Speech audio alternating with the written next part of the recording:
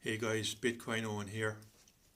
Congressman Nick Begich in America, Nick Begich, B-E-G-I-C-H, Nick Begich, has proposed that the US government buy Bitcoin, and if the US government were to back the dollar with Bitcoin, it would strengthen the dollar basically.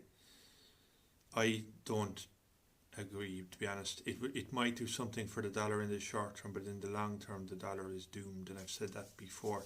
The dollar and the euro and all of the fiat currencies around the world are doomed. They're going to be replaced by Bitcoin.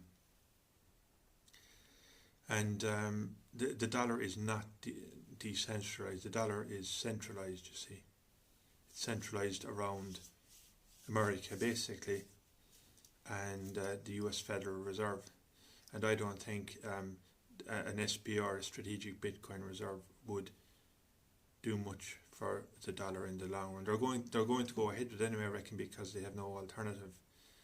But it's hard to see what the US government would do with 1 million Bitcoin if they had it in reserve. How they would probably spend it, I suppose, would they? They wouldn't give it away for nothing, they would spend it. And then when all the Bitcoin is spent, what are we going to do? How are we going to finance government? And I've been banging on about government on this channel for ages, and it's hard to see how a government is going to finance itself once the fiat goes away.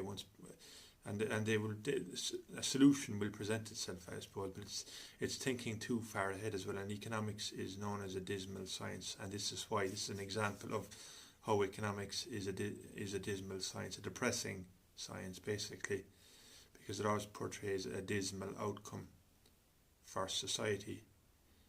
But Nick Begich it might be onto something here. Trump wants to do the same, and he's trying to get support in Congress for the purchase of 1 million Bitcoin, and how to do it in a budget neutral way. Trump is afraid that if the US government were to start buying Bitcoin, then the price of Bitcoin would get out of control. Basically, it would go up and up and up, way beyond where it is at the moment.